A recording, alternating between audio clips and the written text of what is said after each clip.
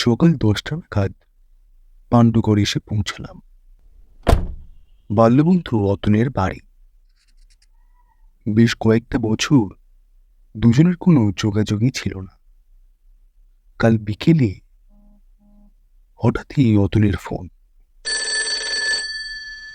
স্কুলে গ্রীষ্মে ছুটি চলছে, তেমন কোনো কাজের চাপও নেই, তাই অতনের প্রস্তাবে কোনো আপত্তি না জানিয়েই চলে এলাম।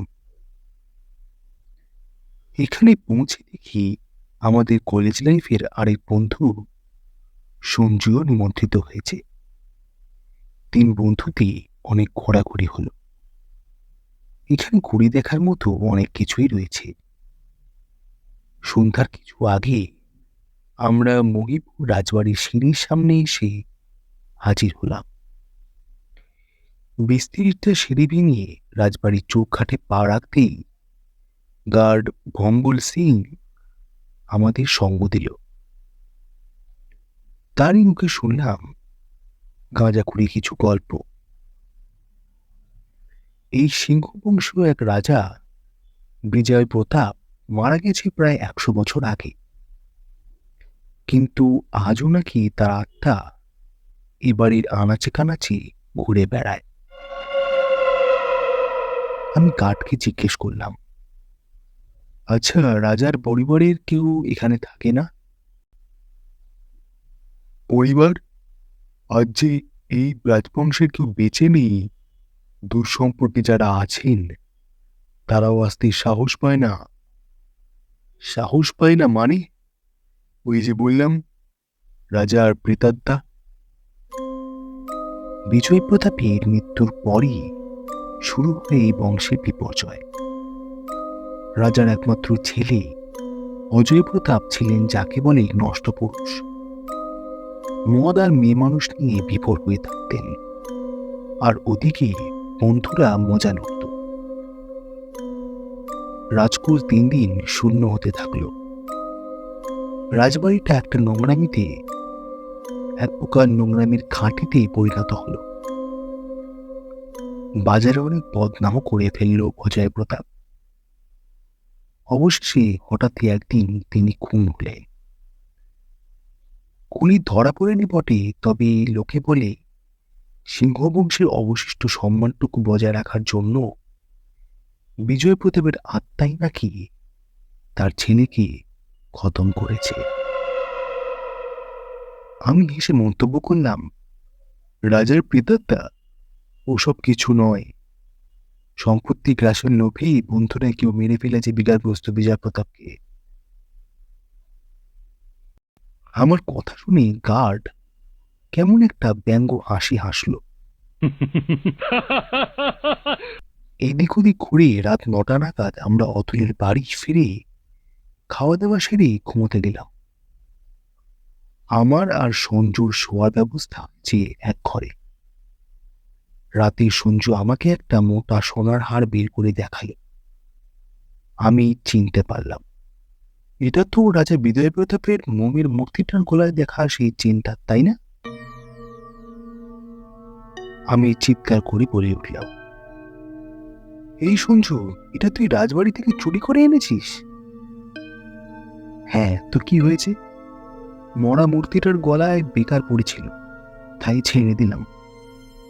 এটা এবার আমার গলায় ঝুলবে। দেখ ভাই, আমার কিন্তু খুব ভয় করছে। বিজয় প্রতাপের আত্মার ব্যাপারটা যদি সত্যি হয়। দূর বাদ দে, যত সব ছেলে ভোলানো গল্প। তা হোক গিয়ে, তোর চুরি করাটা তো অন্যায়। কাল আমরা দুজন রাজবাড়িতে আবার যাব। তুই চুপি চুপি যে থাকার জিনিস সেখানেই রেখে আসবি, ওকে? আবে, কালকের চিন্তা কাল হবে। ঘুমাতো এখন। এত দামি একটা চেন ফালতু ফালতু হাতছাড়া করবো, পাগল নাকি? সকালে বাইরে থেকে অতুলের হাঁকাহাঁকি শুনে ঘুম ভাঙতেই দেখি আমি বিছানার পাশে মেঝেতেই শুয়ে রয়েছি। ধরপড় করে উঠে পড়ে আমি হতবাক হয়ে গেলাম। সঞ্জু ঘরে নেই। মনে পড়ল রাতের স্বপ্নটার কথা। একটা বৃহৎ কালো বাদুড় জানলা দিয়ে ঢুকে হাড় ঝোলানো সঞ্জুর গলা কামড়ে ধরল, আর আমি ভয় বিছানা থেকে গড়িয়ে পড়লাম। তবে কি এটা স্বপ্ন নয়? কিন্তু বন্ধ ঘর থেকে সঞ্জু গেল কোথায়? তবে কি বাদরটা তাকে নিয়ে গেল? অতুল আশেপাশে অনেক খোঁজাখুঁজি করেও সঞ্জুর কোনো খোঁজ পেল না। আমি সঞ্জুর চেন চুরি আর রাতে দেখা স্বপ্নটার কথা এক প্রকার এড়িয়ে গেলাম। রহস্যটা কাটিয়ে তোলার জন্য আমি অবশ্যই সঞ্জুর মোবাইলে কল করলাম। কয়েকবার রিং হওয়ার পর অবশ্যই ফোনটা রিসিভ করা হলো। আমি ভুল পরিচয় দিয়ে বললাম, হ্যালো সঞ্জু, আমি তীর্থঙ্কর বলছি রে, চিনতে পারছিস? আরে হাওড়ার তীর্থঙ্কর।